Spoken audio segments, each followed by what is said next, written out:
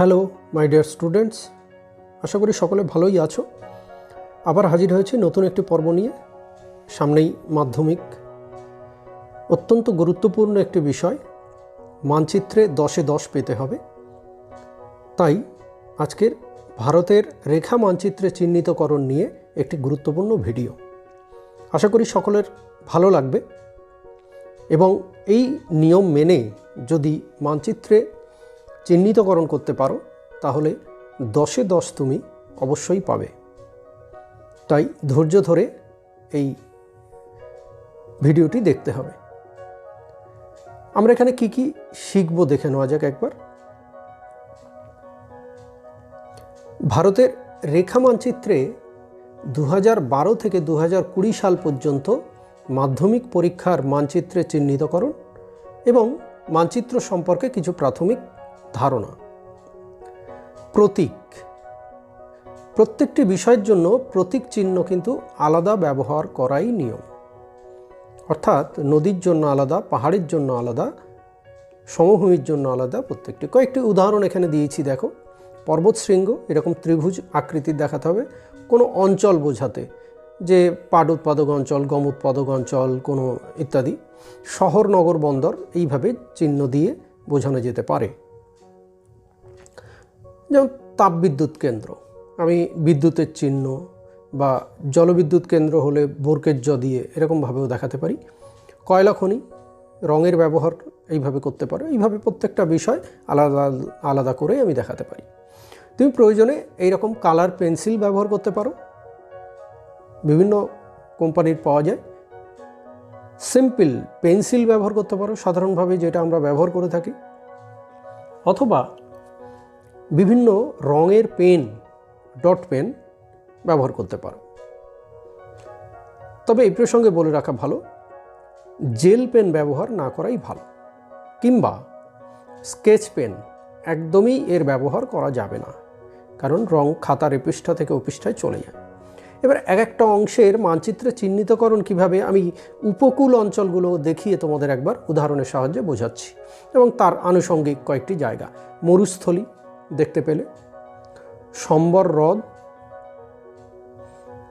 এটি আরাবল্লী পর্বত, চিহ্নগুলোর প্রতিও তোমরা নজর রাখবে। এটি হচ্ছে কচ্ছের রণ, এই অঞ্চলটি কচ্ছ উপদ্বীপ অর্থাৎ কচ্ছের রণের ঠিক দক্ষিণে, আর তার ঠিক নিচে কচ্ছ উপসাগর। তাহলে কচ্ছ দিয়ে তিনটি বিষয় পরপর অবস্থানটিকে মনে রাখো, তাহলেই কিন্তু সহজেই তুমি পেরে যাবো। চিহ্ন সামান্য এদিক ওদিক অঞ্চল দেখানো, এটিকে মানে মাপ করা যায়, তাতে কোনো অসুবিধা হয় না। এটি হচ্ছে কাথিয়াবাড় উপদ্বীপ বা সৌরাষ্ট্র বলে থাকি। এটি কাম্বে উপসাগর বা খাম্বাত উপসাগর। এটি হচ্ছে সবরমতী নদী, এটি মাহি নদী।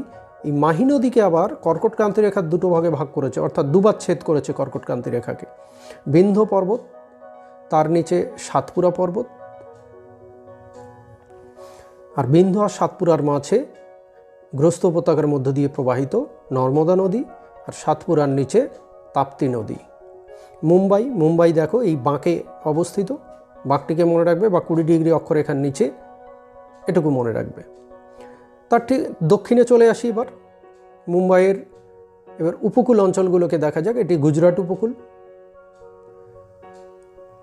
তার নিচে কোঙ্কণ উপকূল পশ্চিমঘাট পর্বতের পশ্চিম দিকে, তার নিচে মালাবার উপকূল। মালাবার উপকূলটি মূলত কেরালার অংশটুকু মালাবার উপকূলের মধ্যে পড়ে। এটি হচ্ছে করমণ্ডল উপকূল, পূর্ব দিকে তামিলনাড়ুর উপকূলটাই হচ্ছে করমণ্ডল উপকূল। তারপরে হচ্ছে উত্তর সরকার উপকূল বা নর্থ সিরকার উপকূল ইংরেজিতে বলা হয়, কোস্ট। তাহলে এইভাবে তোমরা উপকূলগুলিকেও মনে রাখতে পারো।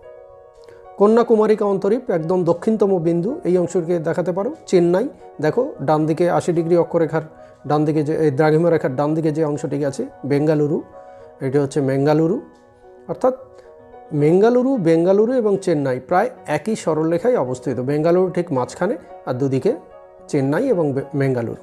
কাবেরী নদী, বদ্বীপকে দেখাতে হবে, যে নদীর বদ্বীপ থাকবে, বদ্বীপ কিন্তু অবশ্যই তোমরা দেখাবে। এটি হচ্ছে কৃষ্ণা নদী, কৃষ্ণার উত্তরে গোদাবরী নদী, গোদাবরী নদীর বদ্বীপ এবং কাবেরী নদীর কৃষ্ণা নদীর বদ্বীপ দেখো খুব কাছাকাছি একটা ডব্লুর মতো অংশ সেখানে।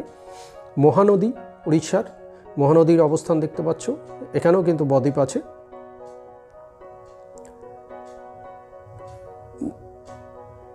এই যে অক্ষরেখাটি দেখতে পাচ্ছ অর্থাৎ 20 ডিগ্রির নিচে চিল্কার হ্রদ, আর কৃষ্ণা এবং গোদাবরীর বদ্বীপের মাঝে অবস্থিত কোল্লেরু হ্রদ, আর চেন্নাইয়ের ঠিক উত্তরে অবস্থিত পুলিকট হ্রদ। এই পুলিকট হ্রদের এখানে কিন্তু শ্রীহরিকোটা অবস্থিত। এটি হচ্ছে মান্নার উপসাগর, শ্রীলঙ্কা এবং ভারতের মধ্যে অবস্থিত মান্নার উপসাগর। এবার একটু উত্তর দিকের অংশে কয়েকটি বিষয় চিহ্নিত দেখে নেওয়া যাক। এটা হচ্ছে কলকাতা, দেখো 88.5 ডিগ্রি, 88 ডিগ্রি অক্ষর দ্রাঘিমা রেখা এখানে আছে, তার ডান দিকে তোমাকে দেখাতে হবে। সুন্দরবন, গারো পাহাড় তার আগে দেখানো হয়েছে। এটি হচ্ছে পশ্চিমবঙ্গের উচ্চতম শৃঙ্গ, না কাঞ্চনজঙ্ঘা। এটি কাঞ্চনজঙ্ঘার দক্ষিণে হচ্ছে সান্দাকফু যদি কখনো থাকে। গঙ্গা নদী, গঙ্গা নদীর গঙ্গা যমুনার সঙ্গমস্থলে অবস্থিত এলাহাবাদ। দিল্লির অবস্থান দেখতে পাচ্ছ, শ্রীনগরের অবস্থান। আর এই হচ্ছে শিবালিক পর্বত, নেপালের কোনা থেকে শুরু করে কাশ্মীরের ওইখানে জয়পুর, এরপরে জয়পুরের অবস্থান দেখানো হয়েছে এখানে। অর্থাৎ বিভিন্ন বাঁক এবং অক্ষরেখা দ্রাঘিমা রেখার অবস্থান দেখে তোমরা মনে রাখার চেষ্টা করবে। এবং এবার বিভিন্ন সালের প্রশ্নগুলো একটু দেখে নেওয়া যাক। 2012 সালে প্রথম ছিল ভারতের সর্বোচ্চ মালভূমি, অবশ্যই লাদাখ মালভূমি। তোমাদের নামটা কিন্তু লিখতে হবে। এই ভারতের উচ্চতম মালভূমি লাদাখ মালভূমি, দেখো চিহ্ন এবং লেখা, চিহ্নিতকরণ লেখা, এটা কিন্তু অবশ্যই তোমাদের মাথায় রাখতে হবে। এরপরে ছিল 2 নম্বরে নর্মদা নদী। এর আগে চিহ্নিত তোমরা দেখেছো, নর্মদা নদী চিহ্নিত করেছিলাম। নর্মদা নদীর অবস্থান, একটা খাঁজ আছে কাম্বে উপসাগরের ওখানে, সেই খাঁজ থেকে ডান দিকে চলে গেছে নর্মদা নদী। এরপরে 3 নম্বরে যেটা দেওয়া হয়েছে দেখে নেওয়া যাক, ভারতের মরু উদ্ভিদ অঞ্চল। তাহলে মরুস্থলী এর আগে দেখিয়েছি, প্রথমেই সেই অংশটি আমরা দেখাতে পারি। মরুস্থলী ভারতের মরু উদ্ভিদ অঞ্চল, অর্থাৎ রাজস্থানের পশ্চিমাংশ, আরাবল্লী পর্বতের পশ্চিম দিকে অবস্থিত অঞ্চলটি হচ্ছে ভারতের মরু উদ্ভিদ অঞ্চল। যদি মরুমৃত্তিকা অঞ্চল দেয় তাহলে কিন্তু ওই একই জায়গা দেখানো যেতে পারে। পশ্চিমবঙ্গের চা উৎপাদক অঞ্চল, দার্জিলিং হিমালয়ের অংশটি হচ্ছে চা উৎপাদক অঞ্চল, ছোট্ট জায়গা দেখানো হয়েছে। অবশ্যই তীর চিহ্ন দিয়ে, যেখানে লেখার জায়গা থাকবে না তীর চিহ্ন দিয়ে পরিষ্কার জায়গাতে লিখতে হবে, অর্থাৎ মানচিত্রটিকে পরিষ্কার পরিচ্ছন্ন রাখা কিন্তু অত্যন্ত জরুরি। সেই সময় ভারতের মানচিত্রে 5 নম্বর থাকতো, আর এশিয়ার মানচিত্রে 5 থাকতো। যেহেতু এশিয়া এখন সিলেবাসে নেই, তাই এশিয়া এখানে আলোচনা করলাম না। 5 নম্বরে ছিল পূর্ব ভারতের একটি রেল ইঞ্জিন নির্মাণ কারখানা, অবশ্যই চিত্তরঞ্জনের অবস্থান দেখতে পাচ্ছ। বর্ধমান, চিত্তরঞ্জন, দুর্গাপুর মোটামুটিভাবে কাছাকাছি, একটু আধটু এদিক ওদিক হলে কোনো অসুবিধা নেই। সুতরাং দেখো মানচিত্রে এরকম পরিষ্কার পরিচ্ছন্ন রাখার চেষ্টা করবে। এবারে চলে আসি কম্বাইন্ড সিলেবাস। 2012 সালে দুরকমভাবে সিলেবাস কয়েকটা বছর চলেছে। এটি কম্বাইন্ড সিলেবাসের উপরে যে প্রশ্নগুলি ছিল সেগুলি দেখে নেওয়া যাক। ছোটনাগপুর মালভূমি, ঝাড়খণ্ডের অন্তর্গত ছোটনাগপুর মালভূমির অবস্থানটিকে দেখানো হয়েছে এখানে। এরপরে 2 নম্বরে যেটি ছিল তা হলো কাবেরী নদী। এটিও তোমাদের আগে চিহ্নিত করা দেখানো হয়েছে। তো এখানে দেখে নাও কাবেরী নদীর অবস্থান। কাবেরী নদী যেমন বাঁক, যেভাবে বদ্বীপ দেখানো হয়েছে, এগুলোকে কিন্তু অবশ্যই তোমরা দেখাবে। সঠিকভাবে দেখানোটাই কিন্তু ফুল নম্বর পাওয়ার পক্ষে উপযুক্ত বা কার্যকরী ভূমিকা নেবে। 3 নম্বরে দেখে নেওয়া যাক। 3 নম্বরে কী ছিল? কোঙ্কণ উপকূল। কোঙ্কণ উপকূল বড়োভাবে দেখানো হয়েছে। এখন দেখো মানচিত্রে, এই মানচিত্রটাই কিন্তু মাধ্যমিকে থাকবে, তোমরা খেয়াল রাখবে। কোঙ্কণ উপকূল অর্থাৎ গোয়া মহারাষ্ট্রের অন্তর্গত পশ্চিমঘাট পর্বতের পশ্চিম দিকে যে অঞ্চল, সেটি হচ্ছে কোঙ্কণ উপকূল। 4 নম্বরে কি ছিল 2012 সালে কম্বাইন্ড সিলেবাসে দেখে নেওয়া যাক। একটি বৃহৎ লৌহ ইস্পাত শিল্পকেন্দ্র, এখানে কিন্তু উল্লেখ নেই কোনটি, সুতরাং বৃহৎ যতগুলি আছে যে কোনো একটিকে তোমরা দেখাতে পারো। এখানে একটিকে দেখানো হয়েছে, অর্থাৎ ভিলাইকে দেখানো হয়েছে। ছত্তিশগড়ের ভিলাই লৌহ ইস্পাত শিল্পকেন্দ্র। ভিলাই ছাড়া অন্য যে কোনো একটি কিন্তু দেখানো যেতে পারত, বিশাখাপত্তনম, দুর্গাপুর ইত্যাদি। আচ্ছা, 5 নম্বরে চেন্নাইয়ের অবস্থান এর আগে তোমাদের দেখানো হয়েছে, চেন্নাইকে এখানে দেখা হলো 2012 সালে কম্বাইন্ড সিলেবাসে। তাহলে এই 5টি চিহ্নিতকরণ মনে রাখার চেষ্টা করবে। এবার চলে আসি 2013 সালের প্রশ্নে। 2013 সালে প্রথমে ছিল 1 নম্বরে বিন্ধ্য পর্বত। বিন্ধ্য পর্বতের অবস্থানও তোমাদের আগে দেখিয়েছি। কাম্বি উপসাগরের ডান দিকে বিস্তৃত বিন্ধ্য কাইমুর রেঞ্জ সেটি। 2 নম্বরে ছিল 2013 সালে ভারতের একটি অন্তর্বাহী নদী, অনেকগুলি আছে, তোমরা লুনি নদীকে দেখাবে, মনে রাখতেও সুবিধা। কচ্ছের রণে এসে পতিত হয়েছে লুনি নদী, রাজস্থানের। 3 নম্বরে ছিল 2013 সালের মাধ্যমিকে শীতকালীন বৃষ্টিপাতযুক্ত অঞ্চল। শীতকালে ভারতের 2টি অঞ্চলে বৃষ্টিপাত হয়, এক হচ্ছে করমণ্ডল উপকূল, যেটা মানচিত্রে তোমরা দেখতে পাচ্ছ। এছাড়া কেউ যদি পাঞ্জাব হরিয়ানাকেও দেখায়, ওই অঞ্চলে কিন্তু ভূমধ্যসাগরীয় জলবায়ুর প্রভাবে শীতকালে বৃষ্টিপাত হয়, সুতরাং ওটাও চিহ্নিত করা যেতে পারে। 4 নম্বর প্রশ্ন। 4 নম্বর 2013 সালে ম্যাপ পয়েন্টিং যেটি ছিল একটি কফি উৎপাদক অঞ্চল। কফি উৎপাদক অঞ্চল বা প্রধান কফি উৎপাদক অঞ্চল একই নীলগিরি পার্বত্য অঞ্চলকে দেখানো হয়েছে এখানে একটি কফি উৎপাদক অঞ্চল হিসাবে। 5 নম্বরে কি ছিল দেখে নেওয়া যাক। 2013 সালের মানচিত্র চিহ্নিতকরণ, ভারতের মানচিত্রে চিহ্নিতকরণে একটি মোটর গাড়ি নির্মাণ কেন্দ্র নির্দিষ্ট করে বলা নেই, ফলে যে কোনোটি দেখানো যেতে পারে। এখানে জামশেদপুরকে দেখানো হয়েছে। টাটা কোম্পানির গাড়ি প্রস্তুত হয় এখানে, আমরা জানো। এবার চলে আসি 2013 সালে কম্বাইন্ড সিলেবাসে মানচিত্রে কি ছিল মাধ্যমিকে। প্রথমটি ছিল আরাবল্লী পর্বত। আরাবল্লী পর্বতের এই অবস্থানটা তোমরা মনে রাখবে, রাজস্থানে অবস্থিত, খুব সহজে মনে রাখা যায়। এই চিহ্ন না দিয়ে মোটা লাইন টেনেও তোমরা চাইলে দেখাতে পারো আরাবল্লী পর্বতের অবস্থান। 2 নম্বরে ছিল মহানদী, উড়িষ্যার মহানদী, এর আগেও এসছে, কমন পেলে তোমরা একটু খেয়াল করবে। বিভিন্ন সালের প্রশ্নগুলি যদি সলভ করে রাখতে পারো তাহলে অবশ্যই কমন পাবে। মহানদী। 3 নম্বরে দেখা যাক কি ছিল। 3 নম্বরে ছিল একটি ম্যানগ্রোভ অরণ্য অঞ্চল। ম্যানগ্রোভ অরণ্য অঞ্চল কিন্তু অনেকগুলি আছে, যে কোনো একটিকে দেখানো যেতে পারে, তবে মনে রাখার সুবিধার্থে তোমরা সুন্দরবনকে দেখাবে, তাহলে সহজে মনে থাকবে। সুন্দরবনের অবস্থান ভালো করে দেখে নাও, মনের মধ্যে মানচিত্রটিকে কিন্তু মনে রাখতে হবে বা গেঁথে নিতে হবে, তবেই তুমি সঠিকভাবে চিহ্নিত করতে পারবে। 4 নম্বরে দেখা যাক। 4 নম্বরে 2013 সালে কম্বাইন্ড সিলেবাসে কি ছিল। পূর্ব ভারতের কয়লা উত্তোলক অঞ্চল। এখানেও নির্দিষ্ট করে বলা নেই, ফলে তোমার অপশান থাকবে যে কোনোটিকে দেখানোর। অনেকগুলি আছে, রানীগঞ্জ, ঝরিয়া, তালচের ইত্যাদি। এখানে ঝরিয়াকে দেখানো হয়েছে। রানীগঞ্জও কিন্তু খুব কাছাকাছি, খুব একটা দূরে নয়। তালচের কিছুটা দক্ষিণ পশ্চিমে হবে উড়িষ্যার। যাই হোক, ঝরিয়াকে দেখানো হয়েছে এখানে। 5 নম্বরে দেখা যাক 2013 সালে কম্বাইন্ড সিলেবাসে মানচিত্রে অভিক্ষেপে কী ছিল।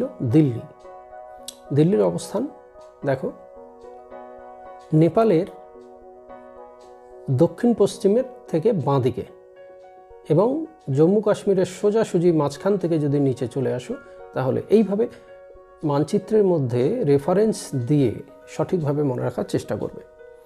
চলে আসি পরের বছর অর্থাৎ 2014 সালে মাধ্যমিকে মানচিত্রে কী কী ছিল। সবার প্রথমে ছিল গারো পাহাড়। মেঘালয়ে অবস্থিত গারো পাহাড় অবস্থানটিকে দেখতে পাচ্ছ।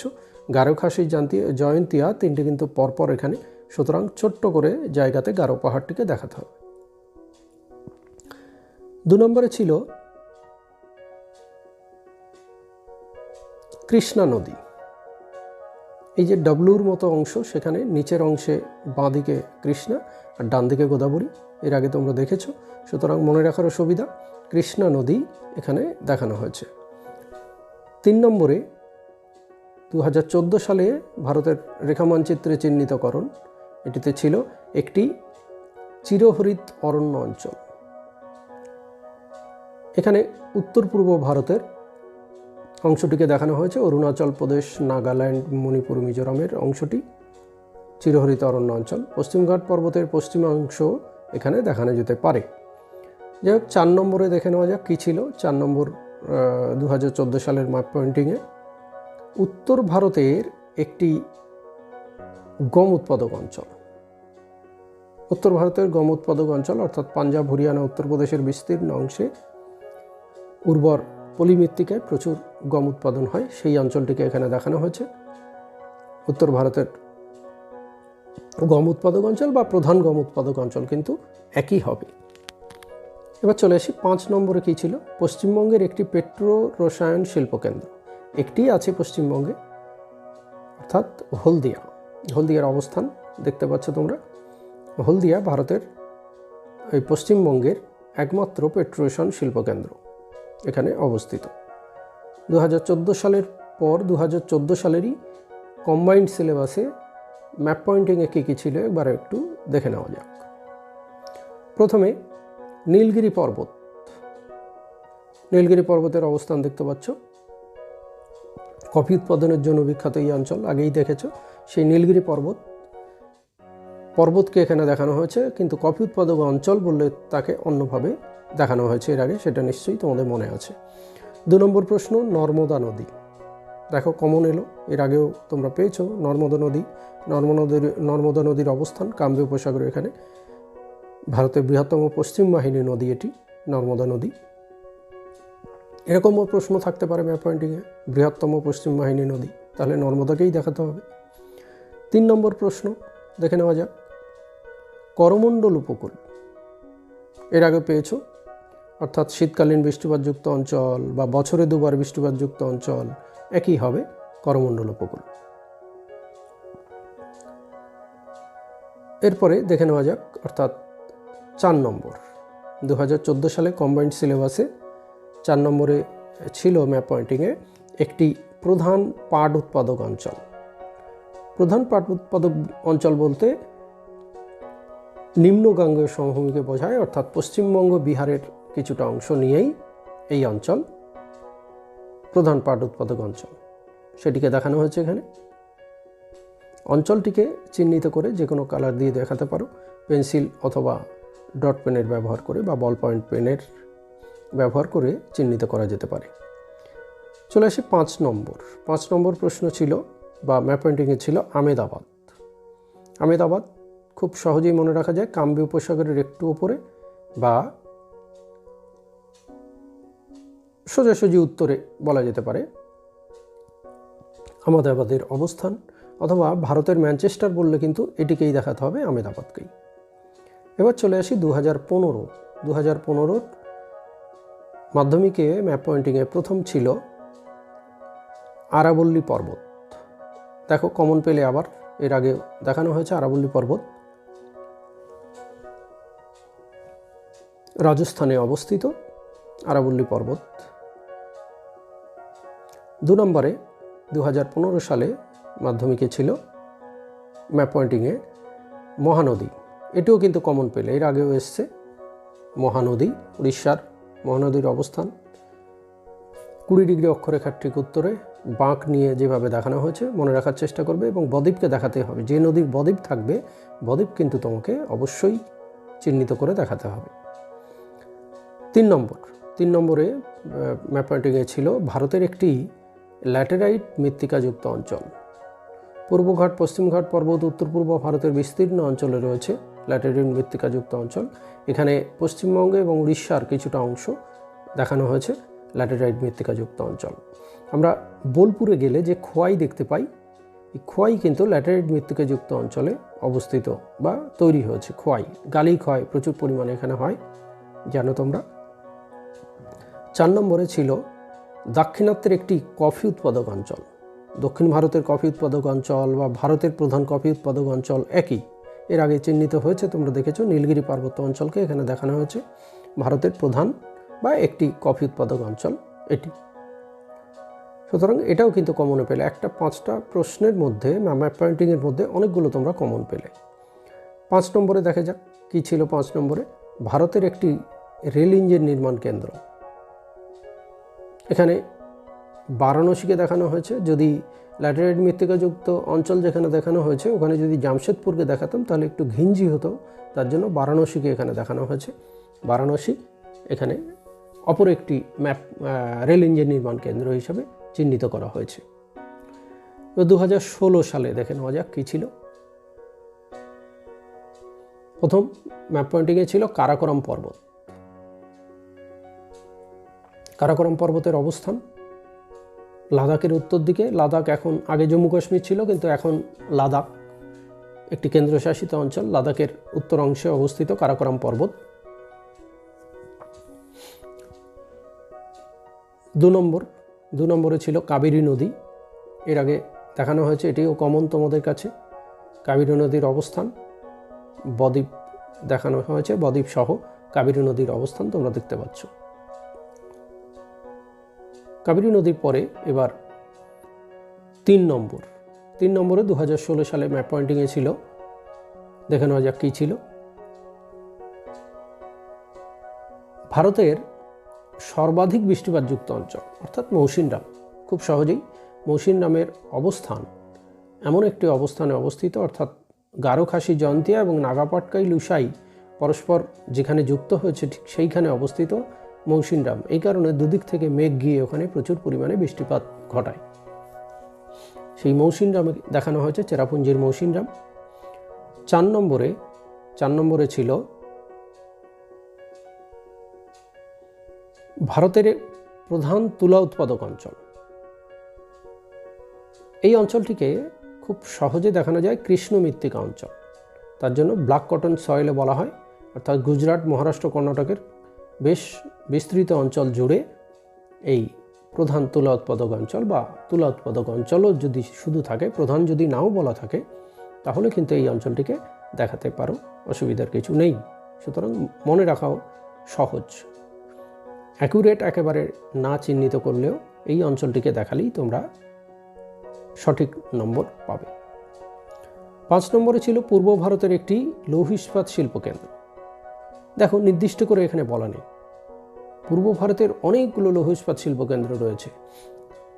ভিলাই, রাউরকেল্লা, বিশাখাপত্তনম, জামশেদপুর, দুর্গাপুর ইত্যাদি। এখানে জামশেদপুরকে দেখানো হয়েছে। অর্থাৎ যতগুলো নাম বলা হলো যে কোনো একটিকে তোমরা চিহ্নিত করতে পারো। এবার চলে আসি 2017 সাল থেকে কিন্তু ম্যাপ পয়েন্টিং চলে আসে 10টি করে, অর্থাৎ 10 নম্বরের ম্যাপ পয়েন্টিং। প্রথম ছিল নীলগিরি পর্বত। নীলগিরি পর্বত খুব সহজেই মনে রাখা যায়, এর আগে পেয়েছো, অর্থাৎ কমন। আবার 2 নম্বরে তাপ্তি নদী। তাপ্তি নদী, নর্মদা নদী তোমরা দেখেছো চিহ্নিতকরণের আগে, নর্মদার ঠিক নিচে অবস্থিত তাপ্তি নদী। এটিও পশ্চিম বাহিনী নদী, পশ্চিম উপকূলে গিয়ে আরব সাগরে পতিত হয়েছে বা কাম্বে উপসাগরে পতিত হয়েছে। 3 নম্বরে বছরে 2বার বৃষ্টিপাতযুক্ত অঞ্চল। এটিও কমন পেলে। বছরে 2বার বৃষ্টিপাত অঞ্চল দুটো বলেছি, এটা করমণ্ডল উপকূল, আরেকটি হচ্ছে পাঞ্জাব হরিয়ানাকেও দেখানো যেতে পারে।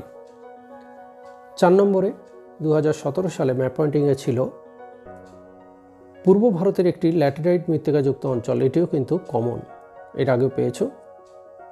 অর্থাৎ বোলপুর থেকে শুরু করে, অর্থাৎ বীরভূম ও উড়িষ্যার কিছুটা অংশ, পশ্চিমবঙ্গ উড়িষ্যার কিছু অংশ নিয়ে এটি দেখানো হয়েছে।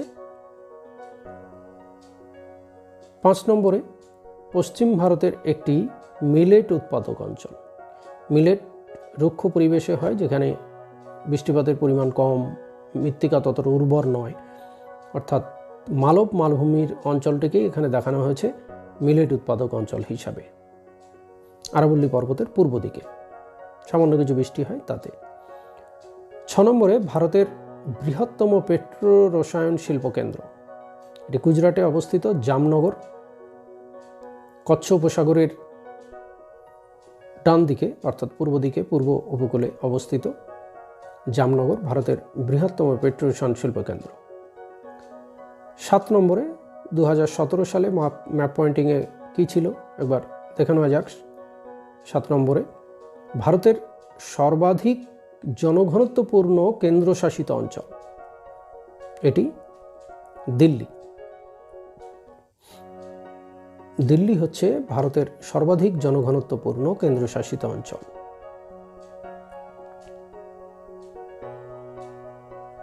8 নম্বরে চলে আসা যাক। 8 নম্বরে ছিল ভারতের হাইটেক বন্দর, সর্বাধুনিক বন্দর বলা যেতে পারে, নভোসেবা, অর্থাৎ মুম্বাইয়ের যেখানে অবস্থান ঠিক দক্ষিণে, মুম্বাইয়ের পাশেই অবস্থিত ভারতের হাইটেক বন্দর নভোসেবা বা জওহরলাল নেহেরু বন্দর একই। 9 নম্বরে ছিল 2017 সালে ম্যাপ পয়েন্টিংয়ে পূর্ব ভারতের একটি মহানগর। পূর্ব ভারতের মহানগর বলতে কলকাতায়, কলকাতার অবস্থান দেখতে পাচ্ছ 88 ডিগ্রি অক্ষরেখা দ্রাঘিমা রেখার ঠিক ডান দিকে কিন্তু দেখাতে হবে। আর 10 নম্বরে ছিল পশ্চিম ভারতের একটি আন্তর্জাতিক বিমানবন্দর। অনেকগুলি রয়েছে, তোমাকে দক্ষিণ ভারতের একটি আন্তর্জাতিক বিমানবন্দর, এখানে বেঙ্গালুরুকে দেখানো হয়েছে। তিরুবনন্তপুরম, চেন্নাই, এরকম আরও রয়েছে, এগুলোকেও দেখানো যেতে পারত। চলে এসে 2018 সালের ম্যাপ পয়েন্টিংয়ে। প্রথম শিবালিক পর্বত, শিবালিক পর্বতের অবস্থান অন্যভাবেও দেখানো যেতে পারে। 2 নম্বরে ছিল কৃষ্ণা নদী, এটি কমন, এর আগে পেয়েছো কৃষ্ণা নদী, শিবালিকও আগে পেয়েছো, তাহলে দুটো কিন্তু কমন পাওয়া গেল। অর্থাৎ 10 বছরে ম্যাপ পয়েন্টিং যদি মনে রাখতে পারো তাহলে অধিকাংশ মানচিত্র কিন্তু বা ম্যাপ পয়েন্টিং কিন্তু কমন পাবে। 3 ভারতের শুষ্কতম অঞ্চল, অবশ্যই মরু অঞ্চল হবে, অর্থাৎ আরাবল্লী পর্বতের পশ্চিম দিকের অংশ মরুস্থলী, এই অঞ্চলটাই হচ্ছে শুষ্কতম অঞ্চল। 4 নম্বর 2018 সালে ছিল ভারতের একটি লোহিত মৃত্তিকাযুক্ত অঞ্চল। লোহিত মৃত্তিকা অঞ্চল পুরো পূর্বঘাট জুড়েই প্রায় বিস্তৃত, এখানে উড়িষ্যা অন্ধ্রপ্রদেশের কিছুটা অংশ দেখানো হয়েছে লোহিত মৃত্তিকাযুক্ত অঞ্চল হিসাবে। 5 নম্বর 2018 সালে ম্যাপ পয়েন্টিংয়ে কী ছিল দেখে নেওয়া যাক। ভারতের কেন্দ্রীয় অরণ্য গবেষণাগার, কেন্দ্রীয় অরণ্য গবেষণাগার অর্থাৎ দেহরাদুন, উত্তরাখণ্ডের দেহরাদুনে অবস্থিত ভারতের কেন্দ্রীয় অরণ্য গবেষণাগার। 6 নম্বর 2018 সালে যে ম্যাপ পয়েন্টিং ছিল তা হলো উত্তর ভারতের একটি গম উৎপাদক অঞ্চল। প্রশ্নকর্তা যিনি প্রশ্ন করেছেন অতটা গুরুত্ব দেননি, তার ফলে একই জায়গাতে দেখো অনেকগুলো হয়ে গেছে। পাঞ্জাব, হরিয়ানা, উত্তরপ্রদেশের বিস্তীর্ণ অঞ্চল গম উৎপাদনের জন্য বিখ্যাত, উর্বর পলিমাটি যুক্ত অঞ্চল। 7 নম্বরে কি ছিল দেখে নেওয়া যাক। পশ্চিম ভারতের ম্যানচেস্টার, দক্ষিণ ভারতের ম্যানচেস্টার।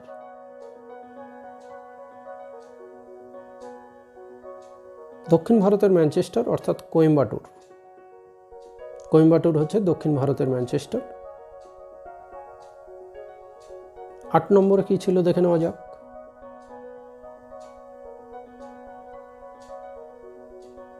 8 নম্বরে ছিল পূর্ব ভারতের একটি স্বাভাবিক বন্দর। পূর্ব ভারতের স্বাভাবিক বন্দর হচ্ছে পারাদ্বীপকে এখানে দেখানো হয়েছে। পূর্ব ভারতের স্বাভাবিক বন্দর। 9 নম্বরে ভারতের প্রধান প্রশাসনিক কেন্দ্র অর্থাৎ রাজধানী দিল্লি।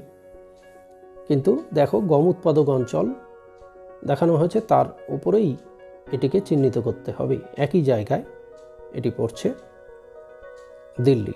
আর ভারতের বৃহত্তম আন্তর্জাতিক বিমানবন্দর এটিও দিল্লি, অর্থাৎ 9 এবং 10 দুটিই দিল্লিকে দেখাতে হচ্ছে, অর্থাৎ দুটোরই উত্তর একই। চলে আসি 2019 সালের মাধ্যমিকের যে প্রশ্ন ছিল। প্রথমে ছিল বিন্ধ্য পর্বত, এটি কমন পেলে। বিন্ধ্য পর্বতের অবস্থান দেখতে পাচ্ছ, বিন্ধ্য কাইমুর রেঞ্জ, এর আগেও পেয়েছো, মাধ্যমিকে এসছে।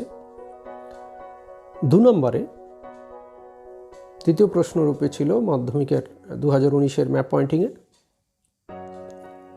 লোকতাক হ্রদ। লোকতাক হ্রদের এই যে খাঁজটি দেখতে পাচ্ছ মণিপুরের, সেই অংশে অবস্থিত লোকতাক হ্রদ।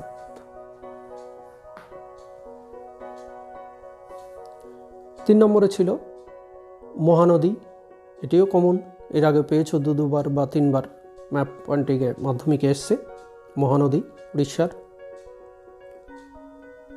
20 ডিগ্রি অক্ষরেখার ঠিক ওপর থেকে বাঁক নিয়ে অবস্থিত। 4 নম্বরে ছিল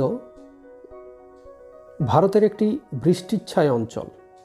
বৃষ্টিচ্ছায় অঞ্চল বলতে এখানে কিন্তু অনেকগুলো জায়গা দেখানো যায়। এখানে শিলং মালভূমিকে দেখানো হয়েছে, গারোখাসি জন্তিয়া উত্তরের পর্বতের উত্তরে অবস্থিত শিলং মালভূমি। এছাড়া মালনাথ ময়দান অঞ্চল আছে, মালব মালভূমিকেও দেখানো যেতে পারত। চলে আসি 5 নম্বরে, একটি ম্যানগ্রোভ অরণ্য অঞ্চল। এখানে সুন্দরবনকে দেখানো হয়েছে মনে রাখার সুবিধার জন্য। সুন্দর, এছাড়া মহানদীর বদ্বীপ ভিতরকণিকা, এটিকেও কিন্তু ম্যানগ্রোভ অরণ্য অঞ্চল হিসাবে দেখানো যেত, কাবেরীর বদ্বীপ, গোদাবরীর বদ্বীপ ইত্যাদি। তবে মনে রাখার সুবিধার জন্য এখানে সুন্দরবনকে দেখানো হয়েছে এবং সহজে তোমরা মনেও রাখতে পারবে। 6 নম্বরে ছিল ভারতের মরুমৃত্তিকা অঞ্চল, অর্থাৎ আরাবল্লী পর্বতের পশ্চিম দিকে অবস্থিত মরুস্থলী, এটি মরুমৃত্তিকা অঞ্চল। সিরোজেম, মরুমৃত্তিকা সিরোজেম নামে পরিচিত। 7 নম্বরে দেখে নেওয়া যাক 2019 সালে ম্যাপ পয়েন্টিংয়ে কী ছিল। উত্তর ভারতের ইক্ষু উৎপাদক অঞ্চল। এখানে উত্তরপ্রদেশের বিস্তীর্ণ অঞ্চল, বিহারের কিছু অংশ দেখানো যেতে পারে। এটি প্রধান ইক্ষু উৎপাদক অঞ্চল, সেটিকে দেখতে পাচ্ছ তোমরা। জাস্ট নেপালের দক্ষিণ অংশটিকে চিহ্নিত করলেই কিন্তু হয়ে যাবে, সুতরাং মনে রাখারও সুবিধা। 8 নম্বরে কী ছিল দেখে নেওয়া যাক 2019 সালে ম্যাপ পয়েন্টিংয়ে। পূর্ব ভারতের একটি ভারী ইঞ্জিনিয়ারিং শিল্পকেন্দ্র। পূর্ব ভারতের ভারী ইঞ্জিনিয়ারিং শিল্পকেন্দ্র বলতে চিত্তরঞ্জনকে এখানে দেখানো হয়েছে, অর্থাৎ রেল ইঞ্জিন নির্মাণ কেন্দ্র চিত্তরঞ্জন। চাইলে জামশেদপুরকেও দেখানো যেত, এখানে চিত্তরঞ্জনকে দেখানো হয়েছে। 9 নম্বরে দেখানো যাক কী ছিল। বিশাখাপত্তনম বন্দর। বিশাখাপত্তনম বন্দর গোদাবরী এবং কৃষ্ণার যে বদ্বীপ তার এবং মহানদীর বদ্বীপের প্রায় মাঝামাঝি অবস্থানে অবস্থিত। মনে রাখার সুবিধার জন্য খেয়াল রাখবে বিশাখাপত্তনম বা ভাইজাকও বলে, বিশাখাপত্তনম নামে বহুল পরিচিত। এখানে সার উৎপাদন কারখানা, বন্দর প্রধান, এগুলোও মনে রাখতে পারো। 10 নম্বরে পশ্চিম উপকূলের মহানগর। পশ্চিম উপকূলের মহানগর এখানে মুম্বাইকেই দেখানো হয়েছে পশ্চিম উপকূলের মহানগর হিসাবে। মুম্বাইয়ের অবস্থান তোমরা নিশ্চয়ই লক্ষ্য করেছো। এবার হচ্ছে 2020 সালে মাধ্যমিকে যে ম্যাপ পয়েন্টিং ছিল তার প্রথমে আরাবল্লী পর্বত, আবারও কমন পেলে আরাবল্লী পর্বতের অবস্থান, এর আগেও তোমরা দেখেছো। 2 নম্বরে কী ছিল দেখে নেওয়া যাক 2020 সালে। নর্মদা নদী আবার কমন পেলে। তাহলে 10-এ 10 পেতে গেলে ম্যাপ পয়েন্টিংয়ে কিন্তু খুব একটা কঠিন ব্যাপার নয়, কয়েক বছরের সলভ দেখলেই কিন্তু এটা মনে রাখতে পারলেই 10-এ 10 পাবে। সুতরাং এই ভিডিওটা নিশ্চয়ই তোমাদের কাজে লাগবে। 3 নম্বরে ছিল উত্তর পূর্ব ভারতের সর্বাধিক বৃষ্টিপাত কেন্দ্র। ওই একই, এটাও কমন, অর্থাৎ মৌসিনরাম। এর আগে তোমরা পেয়েছো। মৌসিনরাম হচ্ছে উত্তর পূর্ব ভারতের সর্বাধিক বৃষ্টিপাত কেন্দ্র বা ভারতের সর্বাধিক বৃষ্টিপাতযুক্ত অঞ্চল, একই উত্তর হবে, চেরাপুঞ্জির মৌসিনরাম। 4 নম্বরে ছিল ভারতের অরণ্য গবেষণাগার। এটিও কমন পেলে, উত্তরাখণ্ডের দেহরাদুনের অবস্থান দেখতে পাচ্ছ। ভারতের প্রধান অরণ্য গবেষণাগার বা কেন্দ্রীয় অরণ্য গবেষণাগারও বলা যেতে পারে। 5 নম্বর 2020 সালে 5 নম্বর ম্যাপ পয়েন্টিংয়ে যা ছিল তা হলো পূর্ব ভারতের একটি লবণাক্ত মৃত্তিকাযুক্ত অঞ্চল। পূর্ব ভারতের লবণাক্ত মৃত্তিকাযুক্ত অঞ্চল তোমরা সুন্দরবনকেই দেখাতে পারো, একই মনে রাখার সুবিধার জন্য, বা মহানদীর বদ্বীপ অঞ্চলও দেখা যেতে পারে। পূর্ব ভারতের লবণাক্ত মৃত্তিকাযুক্ত অঞ্চল। 6 নম্বরে ছিল ম্যাপ পয়েন্টিংয়ে 2020 সালে একটি কফি উৎপাদক অঞ্চল। এটিও কমন, এর আগে পেয়েছো, নীলগিরি পার্বত্য অঞ্চল প্রধান এবং একটি কফি উৎপাদক অঞ্চল, একই, সহজেই মনে থাকবে। অবস্থানটিকে তোমরা মনে রাখার চেষ্টা করবে। 7 নম্বরে ছিল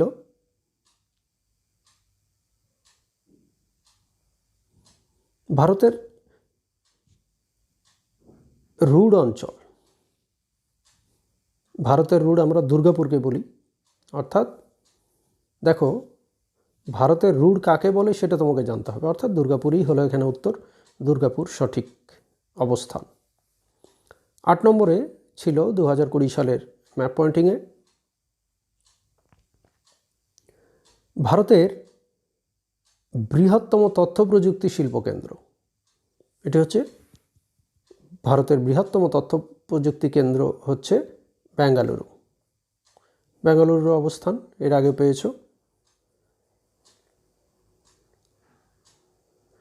9 নম্বরে ছিল 2020 সালের মাধ্যমিকের ম্যাপ পয়েন্টিংয়ে পশ্চিম ভারতের একটি স্বাভাবিক বন্দর। পশ্চিম ভারতের স্বাভাবিক বন্দর নভোসেবা এখানে দেখানো হলো, বা জওহরলাল নেহেরু বন্দর। এছাড়া দেখানো যেতে পারে মুম্বাই, যে কোনো একটিকে দেখাতে পারো, অনেকগুলোকে এখানে দেখানো হয়েছে, সুরাট, কান্দালা। অর্থাৎ পশ্চিম ভারতের সবকটি বন্দরই কিন্তু স্বাভাবিক বন্দরের অন্তর্গত, সুতরাং যে কোনো একটিকে দেখানো যেতে পারে। 9 নম্বরে ছিল 2020 সালের ম্যাপ পয়েন্টিংয়ে, দেখে নেওয়া যাক কী ছিল। উত্তর ভারতের বৃহত্তম মহানগর। উত্তর ভারতের বৃহত্তম মহানগর অবশ্যই দিল্লির অবস্থান, এর আগেও তোমরা পেয়েছো। দিল্লি উত্তর ভারতের বৃহত্তম মহানগর। এই হলো 2020 সালের ম্যাপ পয়েন্টিং। 21 সালে পরীক্ষা যেহেতু হয়নি, সুতরাং ভালো লাগলে অবশ্যই তোমরা সাবস্ক্রাইব, কমেন্ট এবং শেয়ার করতে ভুলো না। দেখা হবে আবার পরের ভিডিওতে।